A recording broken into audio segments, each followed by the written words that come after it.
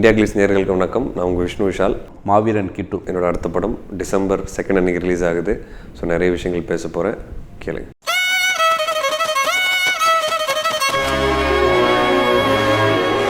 இந்த படம் வந்து ஒரு சின்ன ஒரு பீரியட் ஃபிலிம், ஒரு 85 to 87 காலகட்டத்தில் நடந்த ஒரு கதை. ரொம்ப ஹாப்பியாக இருக்குது. ஒரு டைரக்டரோட சேர்ந்து மூணாவது படம் வந்து முடிச்சிட்டேங்கிறது. 4வது படம் போய் பேசிட்டு இருக்கோம் ஆல்ரெடி.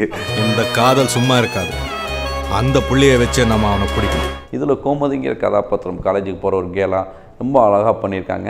அவங்க சொன்னாங்க இவங்க சொன்னாங்க என்னை பற்றி தப்பாக சொன்னீங்க. கோமதி ஏன் சூழ்நிலை புரிஞ்சுக்க மாட்டேங்கிற? பார்த்திபன் சாரோட ரொட்டீன், ஒரு பாடி லாங்குவேஜும் ஒரு சின்ன காமிக்கலான டைமிங் இருக்கும். அது சார் வந்து டோட்டலாக இந்த படத்தில் வந்து வேணான்னு அவரே பார்த்திபன் சாரும் அதான் ஃபீல் பண்ணார். சுஜி சார் ஏன்னா கதாபாத்திரம் அந்த மாதிரி கதாபாத்திரம். இன்னைக்கு இவங்களுக்கு ஒன்றுனா நீ வந்து கூட்டிகிட்டு போகிற, நாளைக்கு நீயே இங்கே வந்து உட்கார்ற நிலைமை உனக்கு வந்தாலும் ஒரு குறைச்சித்திர கேரக்டர் பண்ணியிருக்கான்னு சொல்லலாம். ஒரு கேரக்டராக மட்டும். ஏன்னா சூரிய நல்லா காமெடி பண்ணுறான்னு எல்லாருக்குமே தெரியும். ஒரு நல்ல பெர்ஃபார்மருங்கிறது நிறைய பேருக்கு தெரியாது. எத்தனை வருஷம் நான் உங்க கூட இருக்கேன், ஏன் என் புத்தி அப்படி போச்சு?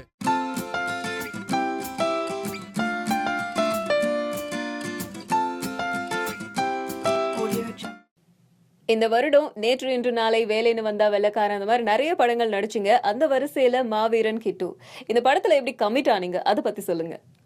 ரொம்ப ஹாப்பியாக இருக்கிறேன். ஃபர்ஸ்ட் ஆஃப் ஆல் ஏன்னா தொடர்ந்து நல்ல படங்கள் பண்ணிகிட்டு இருக்கிறேன். கண்டிப்பாக என்னோடய டேரக்டர்ஸ் அண்ட் ப்ரொடியூசருக்கு தான் ரொம்ப நன்றி சொல்லணும்.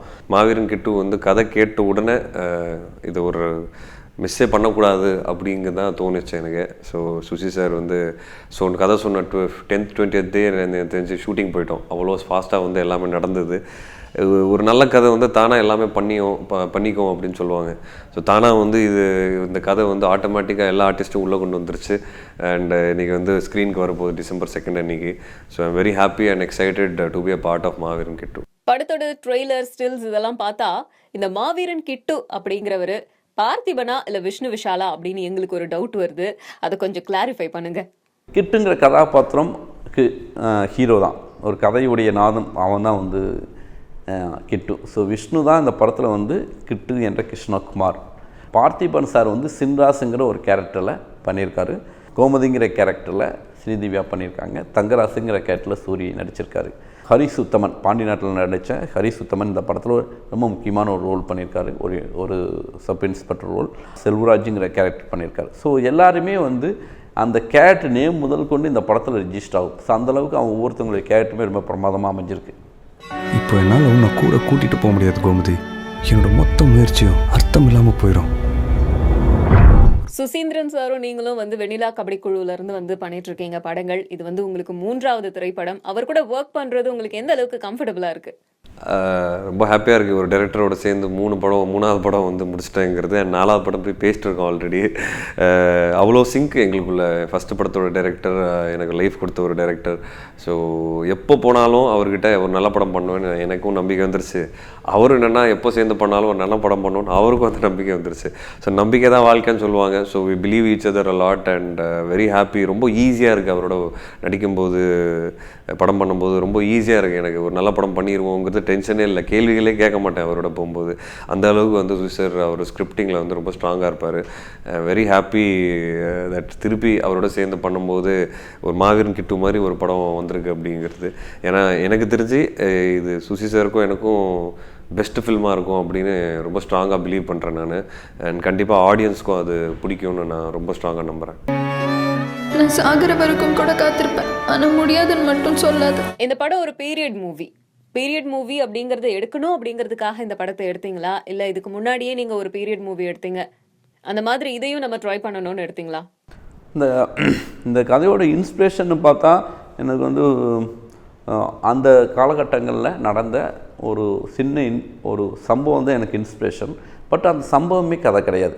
அந்த சம்பவம் இப்படி நடந்திருந்தால் என்னங்கிறது தான் வந்து அந்த கதையை பின்னப்பட்டுச்சு. சில சம்பவம் நம்ம கேள்விப்படுவோம். இந்த பீச் ஓரத்தில் இப்படிலாம் பசங்களாம் வந்து ஏதோ பொண்ணுகளாக அடிச்சு போட்டுறானுங்களாம்ப்பா, நகை பிடிங்கிறானுங்களாம்ப்பா, இது பண்ணிடுறானுங்களாம்ப்பாட்டு கேள்விப்பட்டோம். அந்த கேள்விப்பட்ட விஷயத்த ஒரு சினிமாவாக மாற்றுவோம். சினிமாவாக மாற்றும்போது சில விஷயங்கள் நம்ம கற்பனைக்குள்ளே கொண்டு வருவோம். ஒரு அப்பாங்கிற கதாபாத்திரத்தை கொண்டு வருவோம். ஸோ அதுதான் நான் மகானில் எல்லா கதைகளுமே ஒரு சின்னதாக ஒரு சம்பவத்தை கேள்விப்பட்டால் அந்த கேள்விப்பட்ட சம்பவத்தை தொட்டு நிறைய உண்மையான இன்சிடெண்ட்டை உள்ளே தூக்கி வைப்போம்.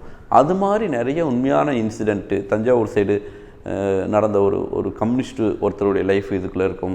நிறையா ஊரில் நடந்த சில சம்பவங்கள் உள்ளுக்குள்ளே வச்சுருக்கோம். ஸோ இது வந்து ஒருத்தருடைய லைஃப் அப்படின்னு சொல்லிட முடியாது. பட் இந்த கதைக்கு அதெல்லாம் தேவைப்பட்டுச்சு.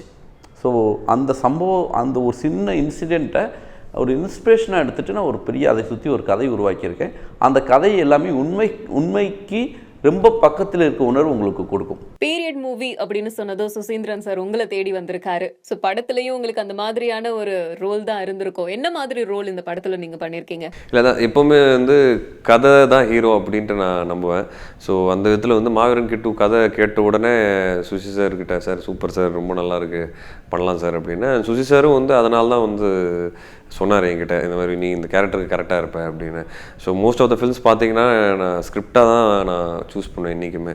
ஸோ சுசி சார் வந்து சொன்ன உடனே எனக்கு ஒரு பாசிட்டிவிட்டி கிடச்சிது. ஏன்னா படத்தில் பார்த்தீங்கன்னா பார்த்திபன் சார் ரொம்ப முக்கியமான ஒரு கதாபாத்திரம் ப்ளே பண்ணுறாரு. ஸோ பெரிய ஒரு தூணாக இருப்பார் படத்தில் பார்த்திபன் சார்.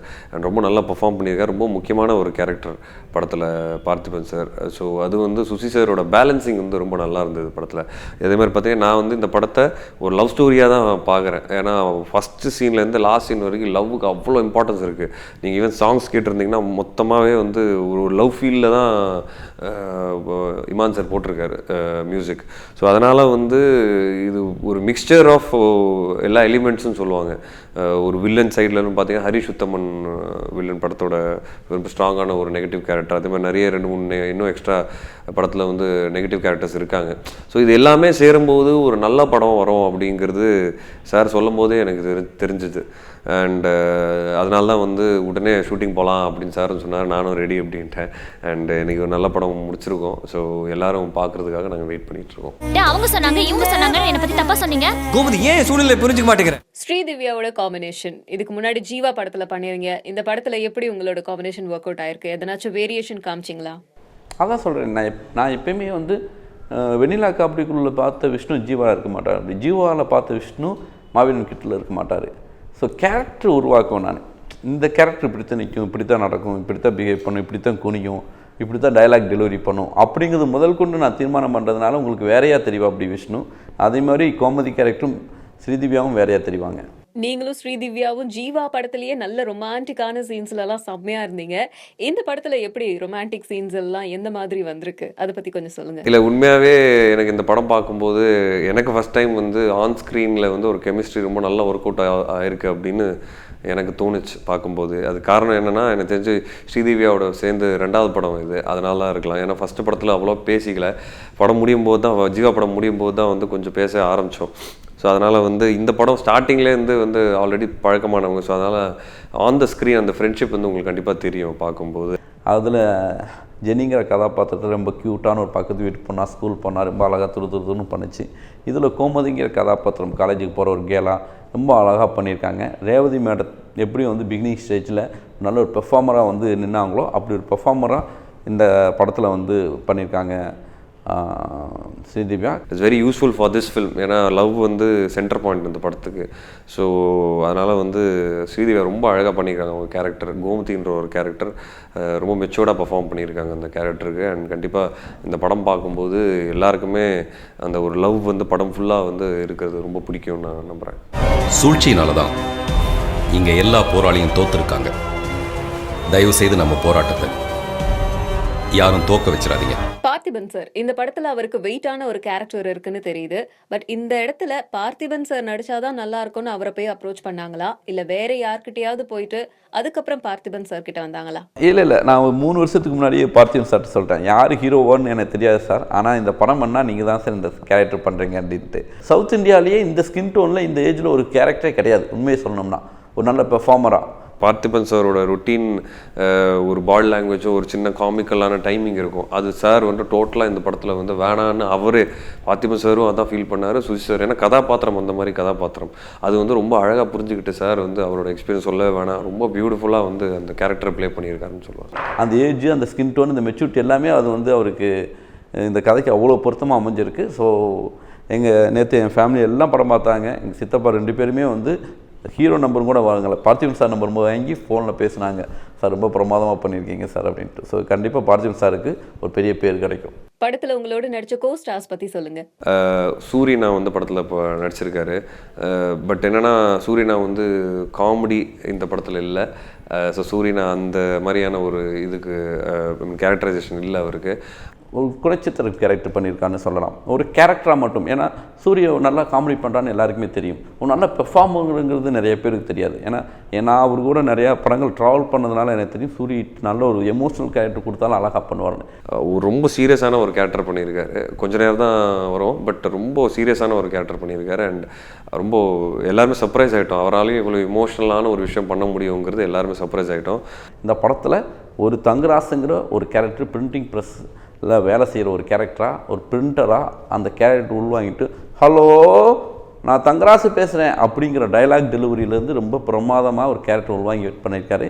கண்டிப்பாக வந்து பெர்ஃபார்மராக சூரிய பிரமாதமாக பண்ணியிருக்கான்னு எல்லாருமே வந்து நோட்டட் பண்ணி பாராட்டுவாங்க. அது மாதிரி ஹரிஷ் உத்தமன், அப்புறம் நிறைய ஆர்டிஸ்ட் இருக்காங்க படத்தில், நிறைய இம்பார்ட்டண்டான கேரக்டர்ஸ் நிறைய பேர் பண்ணுறாங்க.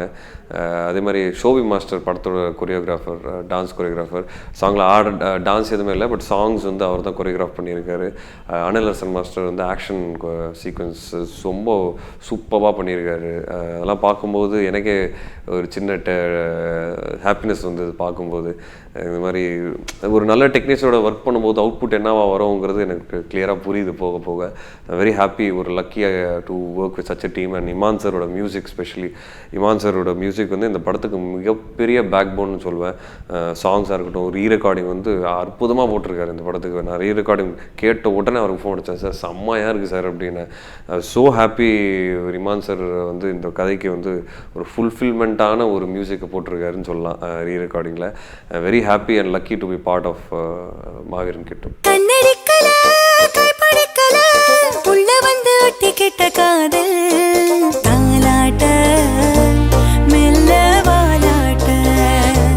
மாவீரன் கிட்டு படம் ரிலீஸ் ஆகிறதுக்கு ஒரு 1.5 வாரத்துக்கு முன்னாடியே ப்ரொமோஷன்லாம் ஸ்டார்ட் ஆயிடுச்சு, பாடல்கள்லாம் வந்து கொடுத்துட்டீங்க டிவி சேனல்ஸ்க்கு. எதனால? இல்லை, சீக்கிரம் லான்ச் பண்ணதுக்கு ரீசன் அப்படின்னு பார்த்தா இந்த சாங் வந்து எனக்கு கொஞ்சம் கும்கி மைனா மாதிரி கொஞ்சம் லேட்டாக பிக்கப் ஆகும்னு எனக்கு தோணுச்சு. ஏன்னா படத்தோட ப்ளஸ்ஸே வந்து மியூசிக் தாங்க, படத்தோட பெரிய ப்ளஸ் அது வந்து முன்னாடியே மக்கள்கிட்ட போய் சேரணும். விஷுவல் என்ன மாதிரி படம் எதுங்கிறது கொஞ்சம் மக்கள்கிட்ட போய் சேரணுங்கிறது தான் ஐடியா. ஏன்னா இதோடைய சில ஹீரோக்கள் படங்களோடு வரும்போது ஒரே அடியில் பல்ஸ் அப்படி எகிரும். பட் ஒரு நம்ம அப்கமிங் ஹீரோஸ் படங்களோடு வரும்போது சாங்ஸ் கொஞ்சம் முன்னாடியே வந்தால் கொஞ்சம் கேட்டு கேட்டு கேட்டு ஹிட் ஆகி படம் ரிலீஸ் டயத்தில் கரெக்டாக இருக்குன்னு தோணுச்சு. சார் வந்து 2 வீடியோ சாங்ஸ் முன்னாடியே 1 வீக் முன்னாடியே கொடுத்துட்டாங்க, ரிலீஸ் பண்ணிட்டாங்க. ஏன்னா அப்போ தான் படத்தோட என்டையர் கலர் புரியும் என்னங்கிறது. ஏன்னா ரொம்ப முக்கியமான படம், இந்த மாதிரி படம்லாம் வந்து நிறைய பேர் வந்து பார்க்கணும். நான் நடிக்கிறதுனால சொல்லலை, ஜென்ரலாக சொல்கிறேன். ஸோ அதனால் கொஞ்சம் முன்னாடி ரிலீஸ் பண்ணது இப்போ வந்து கரெக்டாக அந்த பஸ் உருவாகி நிற்கிது கரெக்டாக. ஏளந்தாரி சொல்லு என்ன வேணும், தருவேனே நெஞ்ச அள்ளி நானும். இந்த படம் ஒரு சோஷியலிசம் பேசுற படம் அப்படின்னு சொல்லியிருந்தாங்க. படத்துல நீங்க சோஷியலிசம் பேசுறீங்களா இல்ல பார்த்திபன் சார் பேசுறாரா? இல்ல, பார்த்திபன் சார் தான் சோஷியலிசம் பேசுவார். நான் வந்து என்ன நினைக்கிறேனோ அதை அவர் பேசுவார். அதுதான் வந்து இந்த படத்தோட முக்கியமான ஒரு பேக் போனே சொல்லலாம். சோஷியலிசம் தான் வந்து. பார்த்திபன் சாரோட கேரக்டர் வந்து ரொம்ப ஸ்ட்ராங்காக இருக்கும். அண்ட் ரொம்ப சட்டிலாக பேசுவார், ரொம்ப கரெக்டாக பேசுவார். நிறைய டைலாக்ஸ் வந்து ரொம்ப மனசுக்கு போய் தொடுற மாதிரியான டைலாக்ஸாக இருக்கும். அண்டு அந்த மாதிரியான படத்தில் வந்து நானும் இருக்கிறேங்கிறது எனக்கு ரொம்ப ஒரு சந்தோஷமான விஷயம்.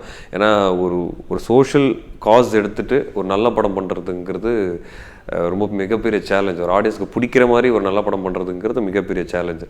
அந்த வரிசையில் எனக்கு தெரிஞ்ச மாவீரன் கிட்டு ஆடியன்ஸ் தேட்டருக்குள்ளே வந்து உட்காந்து படம் பார்க்க ஆரம்பித்தாங்கன்னா முடிகிற வரைக்கும் ஒரு சின்ன டென்ஷன் இருந்துகிட்டே இருக்கும் படத்தில், அடுத்தடுத்து என்ன நடக்க போகுதுங்கிறது. ஸோ அந்த ஒரு கிரிப்பிங்காக இருக்கும் அப்படிங்கிறது நாங்கள் ரொம்ப ஸ்ட்ராங்காக நம்புகிறோம். எப்பவும் கோட்டு போட்டு பார்த்த கோபிநாத் கூட இதில் வித்தியாசமான ஒரு ரோல் பண்ணியிருக்க மாதிரி தெரியுது எங்களுக்கு. அவரோட ரோல் பற்றி சொல்லுங்கள். ஆக்சுவலி அவர் கோபிநாத் கிடையாது, கோபிநாத்துடைய அண்ணன். ஓகே, கோபிநாத்துடைய அண்ணன் வந்து நான் அசிஸ்டன்ட் டைரக்டராக இருக்கும்போதே அவர் அசிஸ்டன்ட் கேமராமேன். ஸோ எங்களுக்கு கிட்டத்தட்ட ஒரு 15 வருட நட்பு இருக்குது. அவங்க அப்பாவை வந்து வெண்லா கபடிக்குள்ளே நான் நடிக்க வச்சுருப்பேன். அந்த சாப்பிட்ற சீனுக்கு கூப்பிடுவார், தம்பி நான் அந்த உறவு அந்த மாப்பிள்ளை இந்த மாப்பிள்ளைன்னு பெரிய உறவு லிஸ்ட்டு சொல்லி கூப்பிடுவார். அந்த சாதியும் சாமியுமே ரெண்டுமே ஒட்டிச்சு மயிராக தூக்கி எறிஞ்சாத்த வேகமாக நடக்க முடியுங்கிற டைலாக்ஸ் பேசினவரே கோபிநாத்தோட அப்பா தான்.